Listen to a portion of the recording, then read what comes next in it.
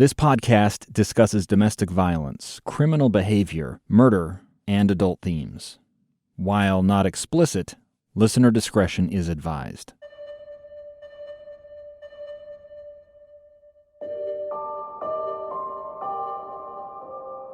Summer had its claws in Salt Lake City. September sun scorched the pavement. The noontime heat made the air appear to wobble. Jeff Lewis stepped into his truck, a red GMC Sierra pickup, outside of his office in an industrial park south of Salt Lake City International Airport. He knew the lunch hour traffic would be bad on the Bangerter Highway, so he opted to take a back road south toward the 201 freeway. Jeff's route took him down Gramercy Road to 1820 South, then to an intersection with Bangerter just north of the 201 on-ramp. Just before I got onto Bangerter at the intersection, I was sitting at a red light with one vehicle in front of me, and it happened to be a little minivan. A blue 2005 Chrysler Town & Country. Both the minivan and the GMC were in line, waiting to make right-hand turns onto the southbound lanes of Bangerter. The light turned green. And the minivan started to pull forward and turn right, and so I naturally looked left as I was pulling forward, and I ran into the back of the minivan. The Town & Country minivan had come to a full, unexpected stop. The GMC hadn't been moving all that fast, but its front bumper did hit the van's liftgate. I was just thinking, what are you doing? The light was green, you were going right, and then you slammed on your brakes. What were you doing? You know? And, I was upset too. The minivan did not budge. It hung halfway out into the rightmost lanes of Bangerter Highway, frozen. A surge of frustration went through Jeff as it became clear the minivan was not going to pull over. I pulled around him and then pulled onto Bangerter and pulled over to the right, and he pulled up behind me. Jeff put his truck in park, pulled out his phone, and dialed 911. Instantly, my first instinct was to call the cops. Been in a little fender bender, didn't know what really was going on. The guy was kind of acting weird by not really getting out of the way of traffic. We weren't really even going very fast, maybe 3 to 4 miles an hour. A dispatcher took Jeff's information as he walked around the front of the pickup. It wasn't really any damage to my truck. A couple little scrapes on the front bumper, nothing big. The dispatcher told Jeff a trooper would head his way. He ended the call and glanced over to see the driver of the minivan walking toward him. He kind of gave off this really weird vibe by the way he approached. It was kind of like he was a little bit standoffish, just a little bit different, not like a normal person. The minivan driver stuck out his hand, as if he wanted to shake Jeff's. He introduced himself at the same time. "My name," he said, "is Josh." I actually told him, "I've just called the cops. I'd appreciate it if you stay over there by your van, and I'm calling my insurance right now." And he said, "Oh, you've called the cops." And I said, "Yeah, they're on their way. They'll be here anytime."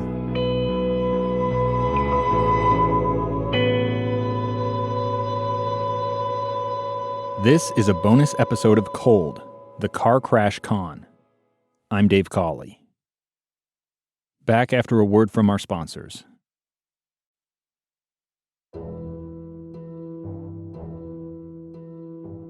Three months before Susan Powell disappeared, Jeff Lewis was involved in a minor fender bender with Susan's husband, Josh Powell. Something was really off.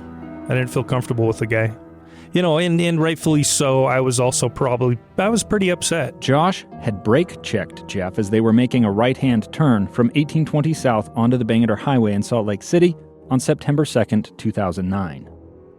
Jeff had called 911, then his insurance agent. Meanwhile, I look over and Josh is on his phone and he's walking around, acting like no big deal, kind of over by his vehicle. And then a cop pulled up. Utah Highway Patrol records show the cop, a state trooper, arrived 6 minutes after Jeff called in to report the accident. As soon as Josh looked over and saw that there was a cop pulled up, all of a sudden his back started hurting and he kind of started holding his lower back and limping back to his vehicle. And he actually got back into his van on the passenger side. The cop got out of his vehicle, walked up to me and asked me, "Well, what was that?" And I said, I don't know. He was perfectly fine while we were waiting for you. Jeff told me the trooper warned him if Josh asked for an ambulance, he'd have to call for one. Jeff couldn't believe it. It wasn't even enough to really, when I hit him, to really make my head whiplash or my neck whiplash or anything like that. The trooper gave both Jeff and Josh paperwork to fill out. They each wrote out their individual accounts of the crash. Just over 10 years had passed from the day of this crash to the afternoon that Jeff and I sat down for this interview. You know, and my memory's a little foggy. It's been a little while. Thankfully, the paperwork from that day a decade ago has survived. I have copies of both statements, and I asked Jeff to read Josh's words. Josh says that came to a full stop at a red light, pulled forward, and came to another full stop to traffic, got rear-ended. That was it. Jeff's version of events included a bit more detail. Mine was in lane waiting to pull out onto Bangerter. Car in front of me, pulled forward to go. I looked left and he had stopped. I was only going about 3 or 4 miles an hour, jumped out to see if he was okay, and he said he was just fine. So, it's a little bit different. Standing at the side of the highway that day, Jeff could not imagine why Josh would need medical treatment. And so the cop walks over and probably about 3 minutes later walks back to me and says, well, here comes the ambulance. 5 to 10 minutes later, a fire truck and the ambulance pulls up. They pull him out of the vehicle as if he couldn't even walk. They put him on a stretcher, put him in the ambulance, and hauled him away. Josh ended up at the Granger Medical Clinic in West Valley City that afternoon, where a doctor diagnosed him with a neck sprain. I talked with the police officer after, and he actually apologized to me and said, you know what, this is right after the recession, and he said, we've seen a lot of accidents. And he goes, I'm not necessarily saying that he purposely caused the accident, but it looks like he did. And we see these kind of accidents quite a bit because, you know, some people can claim, you know, and doctor bills and they're hurt and distressed and get $20,000 to $30,000 off of insurance for a settlement. Utah court records show Jeff received a citation for following too close. He had to pay a $170 fine. Went home and I didn't really think anything of it after that. Until 3 months later, when he spotted a face that seemed somehow familiar on the TV news. At first, you know, they were talking about disappearance of Susan Powell and her husband Josh Powell. They had him on the news, and I said, I know this guy. It didn't hit me right away, but all of a sudden I was digging through my stuff and I found the incident report. And sure enough, it was Josh Powell. It came as a shock. Jeff realized Josh and Susan Powell lived exactly 1.5 miles west of him in a straight line. What had happened is my insurance called me. It was right around the same time. And they told me that he had claimed that, you know, of course, some vehicle damage. They paid out for that. I want to say it was about $3,000, which honestly, $3,000 isn't much damage. He had a little scrape and a little ding on the back of the van, nothing real serious. They also paid out the ambulance ride.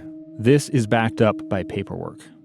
An estimate prepared by Rocky Mountain Collision Repair a week after the crash pegged the cost of fixing the minivan at $2,934. He also tried to claim pain and suffering, and they did not pay out the money that he was asking for that.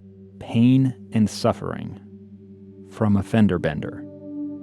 A little love tap at less than 5 miles per hour. And at the time, my insurance agent actually told me that there was other cases that he had been involved that was very similar to the same accident.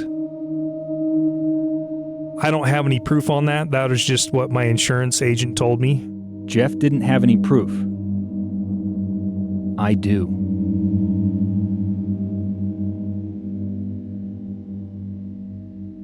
Let's step back in time and look at Josh Powell's second suspicious car crash.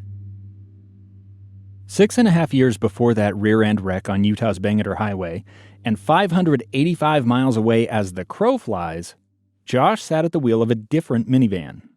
This time, it was his 1997 Plymouth Grand Voyager.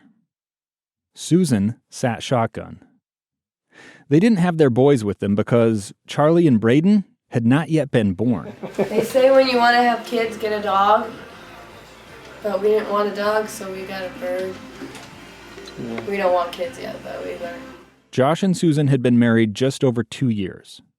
They were then living in Yakima, Washington, working as live-in managers at a retirement center. This is from a video Steve Powell shot when Josh and Susan first moved into their on-site apartment. Yeah. Well, you don't want kids until you've been in this place long enough to, take the experience with us and find out. Exactly. So. On May 12, 2003, the Powell's minivan rolled north along Rudkin Road in the little city of Union Gap, just south of Yakima. Off to the right, traffic whizzed by on I-82.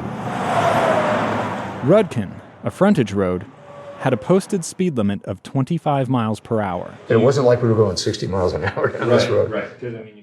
Josh wasn't even doing 25 as he crept past the Outback Steakhouse, Best Western, and a truck stop. And there's no one else on the road at all, no other cars. Bob Powers was also headed north on Rudkin that afternoon in his 1993 Lexus ES 340. I had come up on him after a turn on the roadway and went, why is he going so slow? There's nobody in front of him. And then, he's obviously lost is what I'm saying to myself. That's what you say to yourself. Obviously lost. Bob slowed. His focus drifted. Out of the corner of his eye, he spotted an odd-looking home at the side of the road. For whatever reason, I'd taken a look at the building and happened to notice that, there was, just a ugly roof. As a real estate investor, Bob had something of an interest in odd properties. And the minute I looked back, he had stopped. It was very abrupt.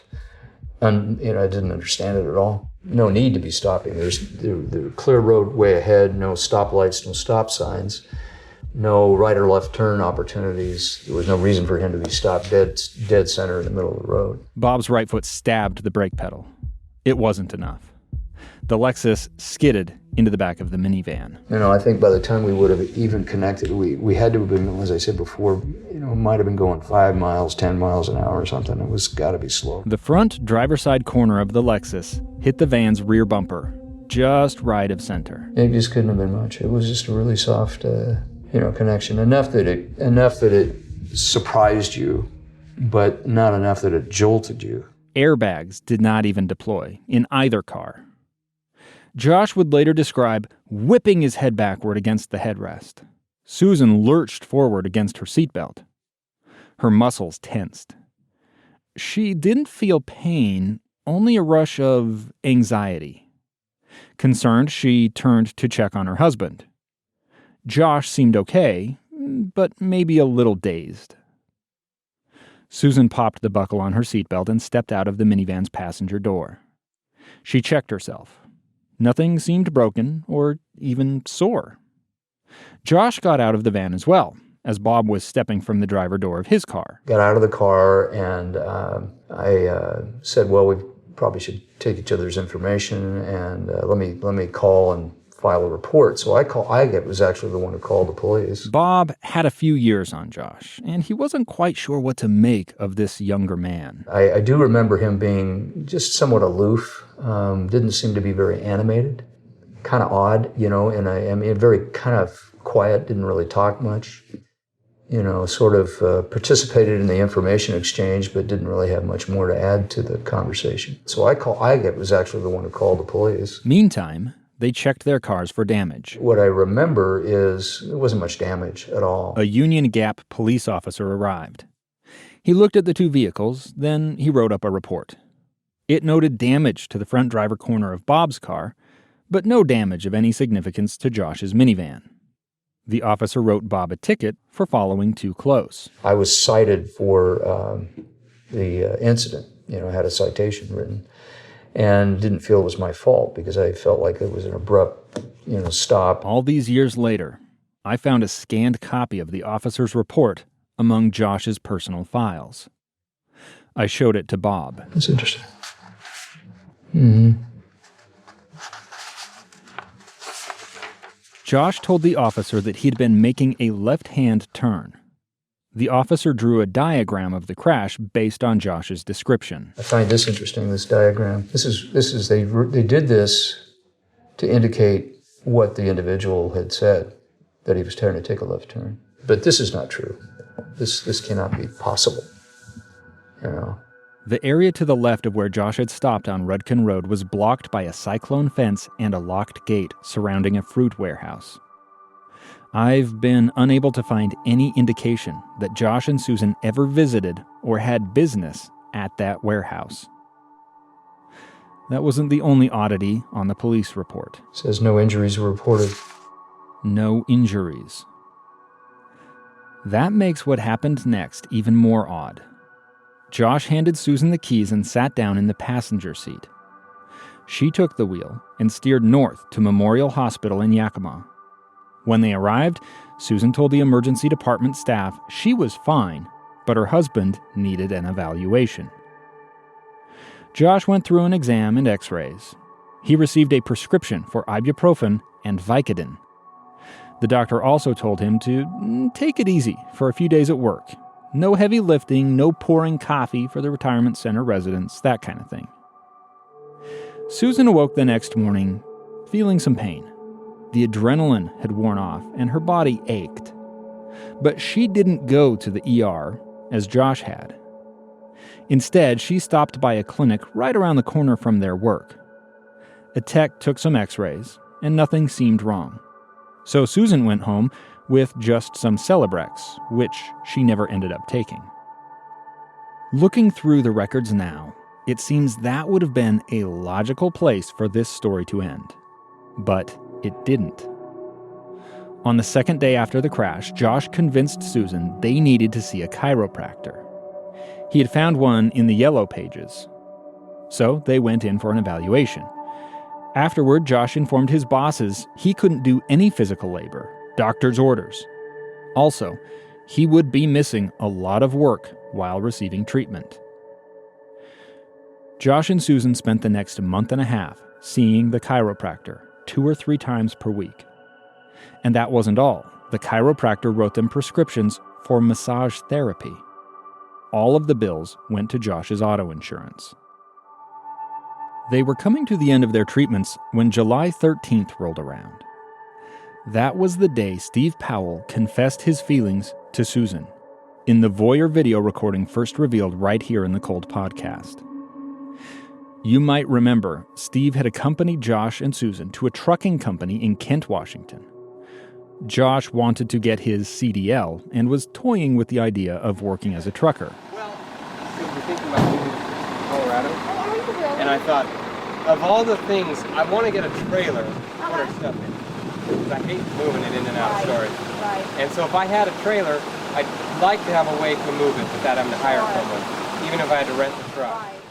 In the video Steve shot that day, Josh sat behind the big steering wheel, using his arms and upper body to maneuver the semi. He didn't wince or show any outward sign of pain as he twisted, worked the stick shift, and waved goodbye to his dad. See you later. Okay, bye.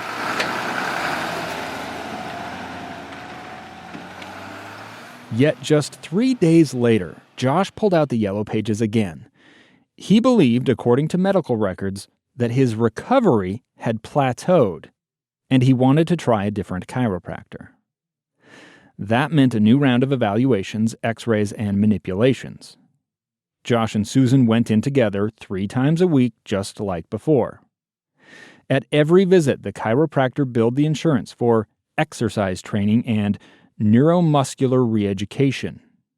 He even sold Josh on the need for $170 in special pillows and back braces, sending those bills to the insurance as well. Bob Powers, the driver who had hit Josh, had no idea any of this was happening. But to get treatment for what? Nothing? That's what it seems like. Bob went to court, fighting the ticket he had received. He brought photos with him, showing tall weeds covering the fence line that Josh was supposedly turning left into. Well, there was no place where he could have been taking a left turn. It was total falsehood. That's why I went and took photos, is just so I would have whatever information I might need, and went to present it to the judge, and he said, I think we're going to rule in your favor. So, so he dismissed the ticket. Josh and Susan's medical bills kept coming. By August, Josh's auto insurance provider, PEMCO, decided it needed to figure out if all of this was really necessary. The company ordered independent medical evaluations for both Josh and Susan. Josh talked to his chiropractor about it, and he kept notes. Here's what he wrote. He said we had to sue in order to show a strong effort to get more money, or he would make us pay all of the invalid charges out of our money. He gave me literature to prove that I should. I told him I don't think that is necessary. The independent medical exams, or IMEs, took place on August 19th, 2003, more than 3 months after the crash. The specialist who did the IMEs described Susan as, quote, very pleasant. He did not use any such language for Josh. I have copies of the paperwork from this IME. On a page listing symptoms, Josh checked boxes for severe or frequent headaches, shaking or twitching in limbs, loss of motion in joints, spine abnormality, and excessive worry or anxiety. Susan put a giant slash across the entire form, as if to say she didn't have any serious symptoms.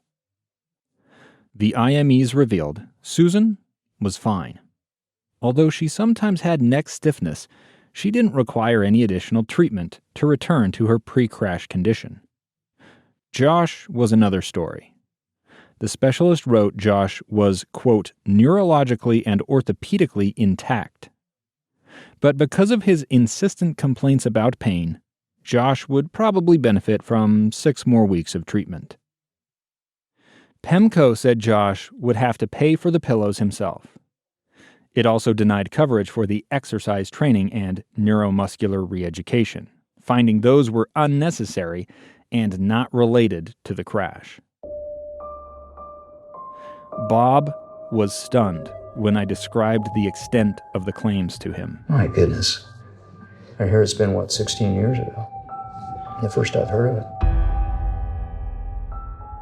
Josh argued every detail of the bills with the insurance companies and chiropractors. His own records show he negotiated his portions of the bills down to just fractions of their total amounts. Bob's insurance, State Farm, had quickly paid out $1,300 to replace the dinged rear bumper on Josh and Susan's minivan. Josh hounded State Farm for more. He claimed there were new problems with the minivan that cropped up after the crash, like bald tires and a malfunctioning door lock. State Farm refused to pay for additional repairs. The negotiation dragged on for months. In the end, State Farm reached a settlement with Josh. It paid out roughly $13,000 to cover medical expenses. Josh pocketed about half, $6,160. Wow. Good income for a couple of months back then, maybe.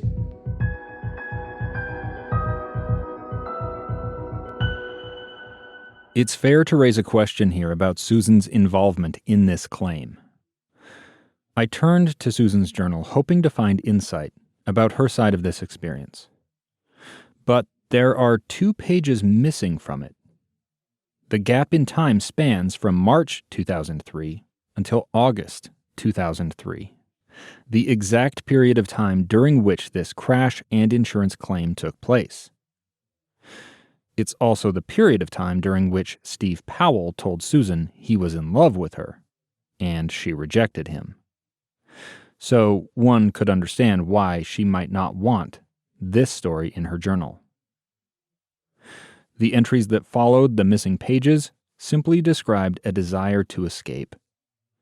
Here is what Susan wrote on August 29th, 2003. Literally every workday, we have numerous reminders of why we want to go. Badly. Hopefully soon, our misery can be put to an end.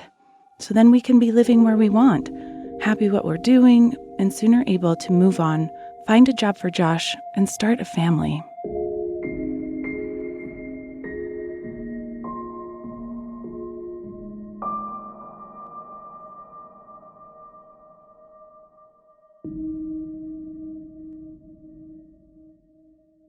All of Josh and Susan's missed work time resulting from the crash had soured their relationship with the owners of the retirement center. They transferred to another center in Olympia at the end of the year, but it didn't help.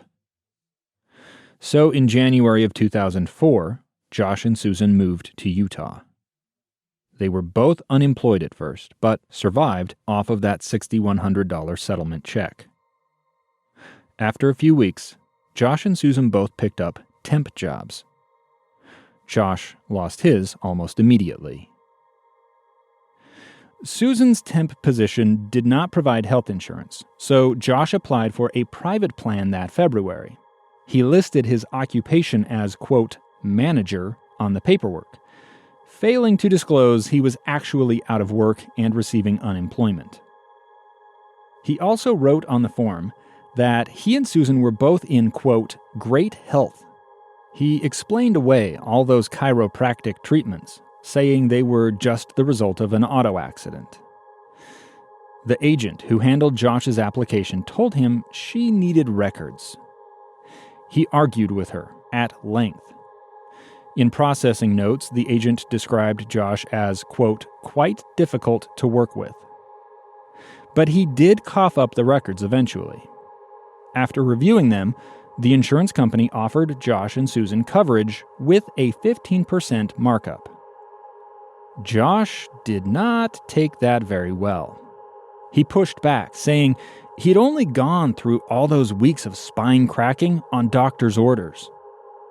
The agent told Josh they could reconsider the rate in 2 years, provided he and Susan remained healthy. The insurance company viewed it as an already generous offer, the best they could do. He was not happy, but Josh swallowed it. The internal processing notes show only then did the health insurance rep raise the question, what exactly did Josh manage? The agent called Josh to ask, only to learn he was, quote, now between jobs.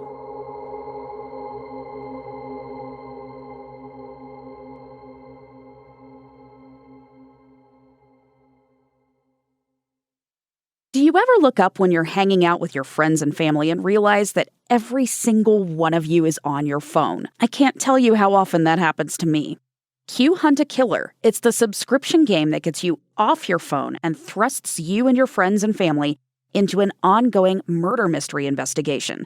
It's as if Netflix and an escape room had a baby. It gets you talking and having fun together, whether it's game night or date night or even solo, because you can choose how you want to play. And I like that Hunt a Killer donates proceeds for every box sold to the Cold Case Foundation. My first box came with maps, newspaper clippings, police interviews, and access to a website with all kinds of extras that immersed me and my family in the story. It might be a pretty good gift for the holidays. Right now, just for our listeners, you can go to huntakiller.com and use promo code COLD for 20% off your first box. They even have gift cards for all your holiday shopping. Not to mention they are throwing in exclusive bundles for the holiday season. So make sure to use promo code COLD at huntakiller.com for a 20% discount and to show your support for the show. huntakiller.com, promo code COLD.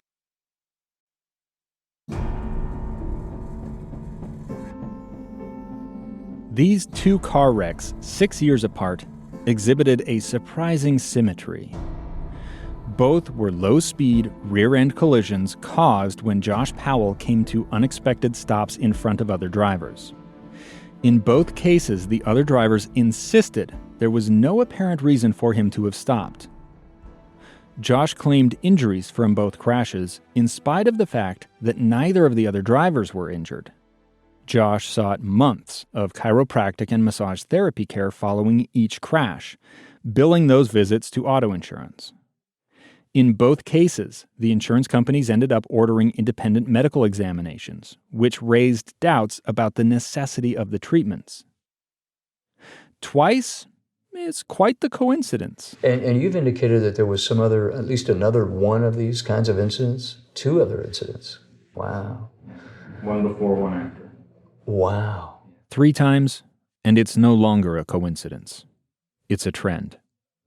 So, let's look at Josh's third suspicious crash.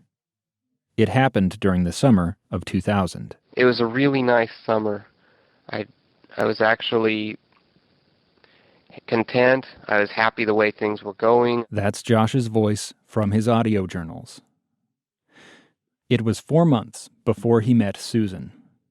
He had been living with his dad in South Hill, Washington, but had just found an apartment of his own in Tacoma. So I moved in. It's a really nice apartment, 2-bedroom apartment. It was brand new when I moved in. Josh had a lot going on.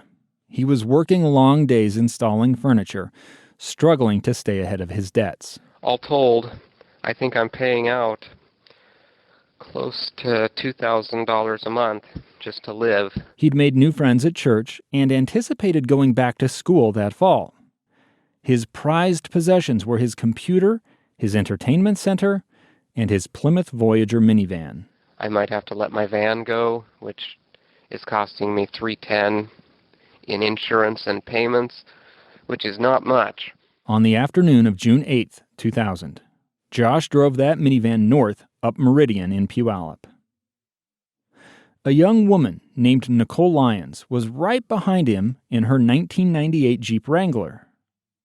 Nicole lived in the Puyallup area, but worked out west in DuPont. She took a van pool to work each day, leaving her Jeep in a parking lot near Puyallup's South Hill Mall. Just right near a little strip mall that used to be a mattress store. For some reason, what's ringing bells. She'd pulled onto Meridian on her way home that day, only to find traffic backed up. Afternoon, commuting traffic, I would imagine it was around 5, 5-ish, 5:15 maybe. Because that's when I would have gotten back to my, van pool spot and then pulled out onto the road. So that's what I recall. And come to an immediate stop, as bumper-to-bumper traffic sat waiting for the light at 39th Avenue to change. The car in front of her, Josh's minivan, crept forward. So did she. Went and thought he was going, but he wasn't. Nicole's Jeep hit Josh's minivan.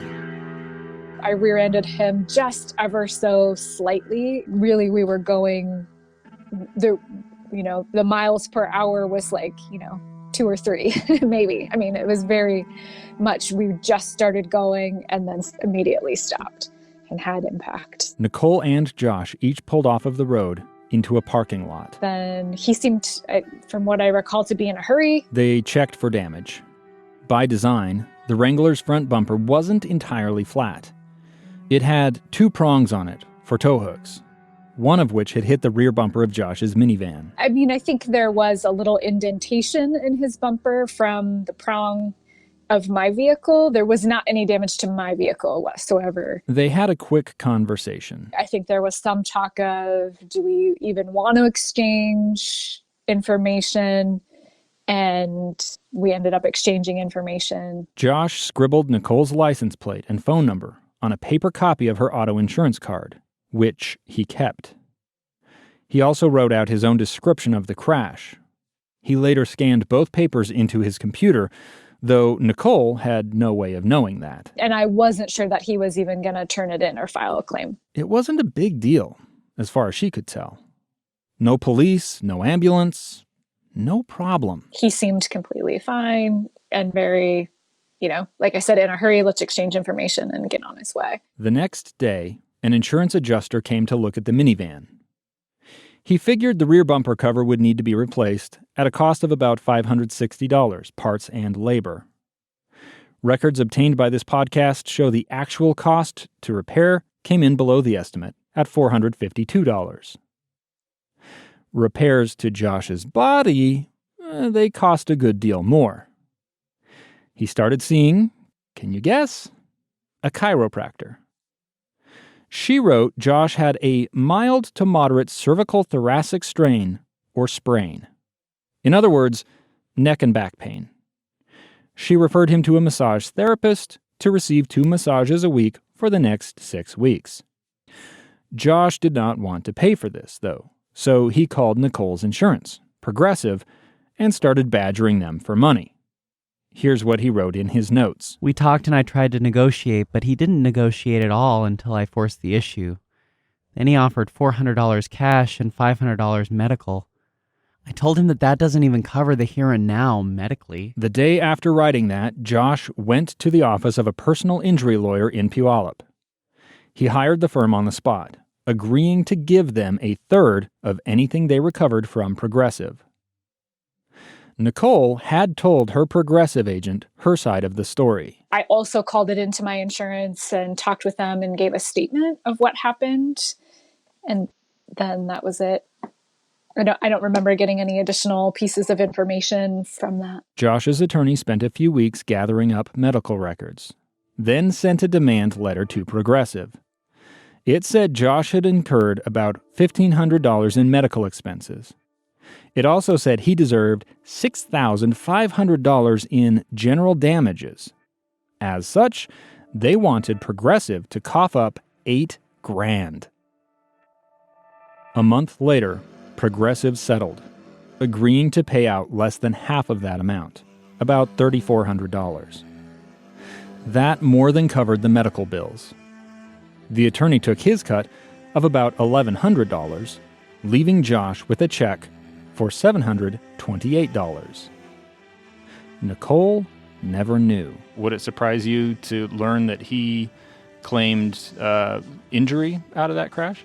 Yeah, that would be surprising. I don't remember there being any concern of injury.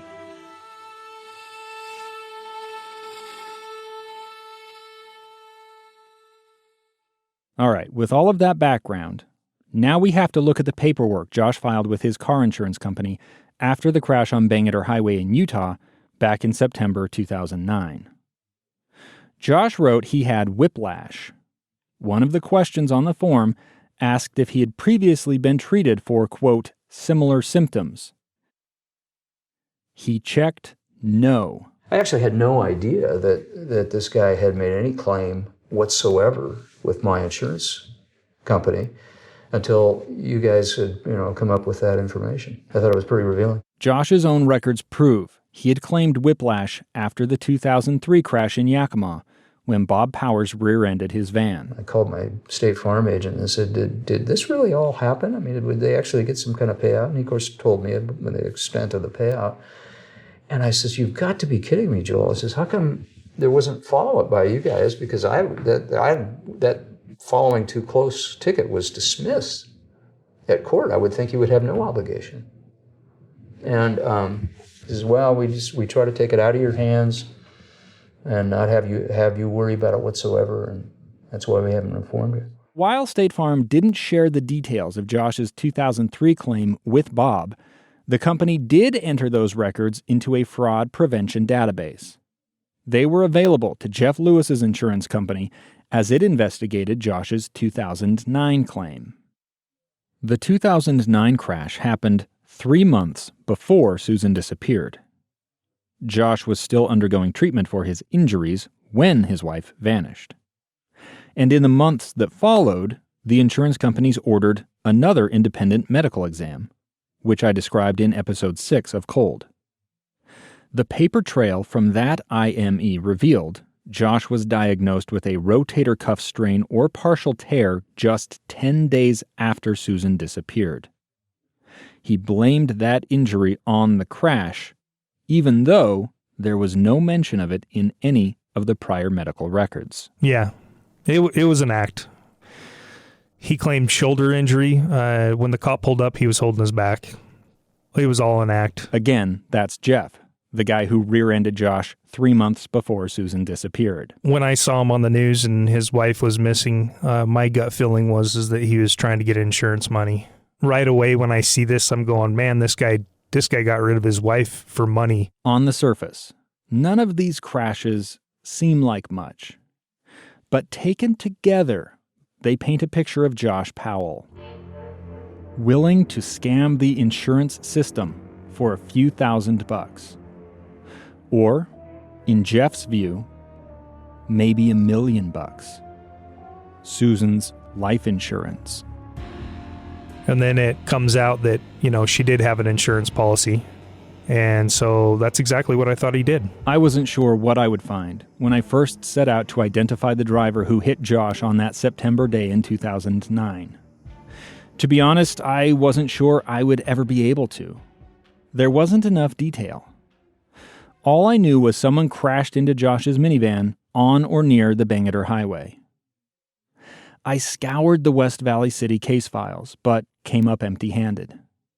I checked court records for any case connected with Josh Powell on that date. There weren't any.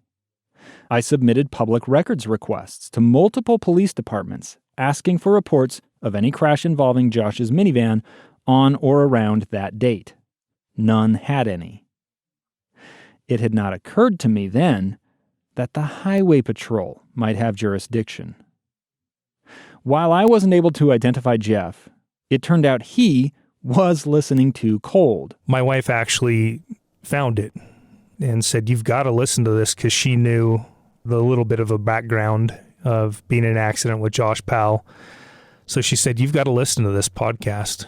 They mention you in this." I'm like, they don't mention me. What are you talking about? Jeff reached out, indirectly, by leaving a review for the podcast. On your KSL podcast, I did leave a comment saying, "Hey, you can reach me. I'm the guy that got in an accident with them. I've been brought up a few times." And that was probably January of this year. But that comment was soon buried, and I never saw it. Months went by, and season 1 of Cold came to an end. Still, I couldn't shake the sense that I needed to find this driver. So I turned to social media. In the minutes immediately after the September crash, Josh had snapped a photo from the passenger seat of his minivan. It showed the truck that had hit him, that red GMC Sierra, as well as the other driver. The photo was still on Josh's phone when Detective Ellis Maxwell took it from him the day after Susan disappeared. Whatever you want. Phone. Why? I want to just see your phone. I'm gonna hang on to it until we're finished. Okay. When digital forensics investigators went through Josh's phone with a search warrant several months later, they recovered the picture. But nothing about it raised suspicion. I mean, I don't think there's ever a sense of urgency to find me. It was, I had a minor brush-in with this guy. And Jeff didn't come forward on his own back then because he didn't see how his encounter with Josh could have any relevance. He had no way of knowing that Josh had used that crash to obtain a prescription for cyclobenzaprine, a muscle relaxant capable of knocking someone off their feet. He didn't know about Josh's suspicious shoulder injury, or the IME that suggested Josh was scamming the insurance company. I had a copy of Josh's photo, the one from his phone. Over the summer, I uploaded it to Facebook and Instagram, along with a plea for help identifying the man it showed. My wife actually shot me a picture of me standing outside of my truck. I said, "What the heck? Where did you get this?" And she says, "Well, it's on Facebook. It's on the Cold Podcast Facebook." Jeff and I at last connected. He also provided documentation, which I was able to verify as authentic. He was the guy. But I just, always found it very interesting listening to the podcast, being in an accident with this guy. I followed the case. It's a heartbreaking situation. When we spoke, Jeff shared feelings of frustration over how the entire situation had unfolded following Susan's disappearance. I felt like, as a father, that the system had completely let those kids down. There's nothing they could do about Susan, but I feel like those kids could have been saved. Josh Powell's car crashes and the petty insurance claims he filed pale in comparison to the tragedy of what eventually unfolded in the Powell family. But they help us understand his behavior. With the benefit of hindsight, we can now see the troubling ways in which he attempted to use people. It didn't matter if those people were the strangers behind him in traffic or the 2 children he shared with the woman he mistreated and likely murdered.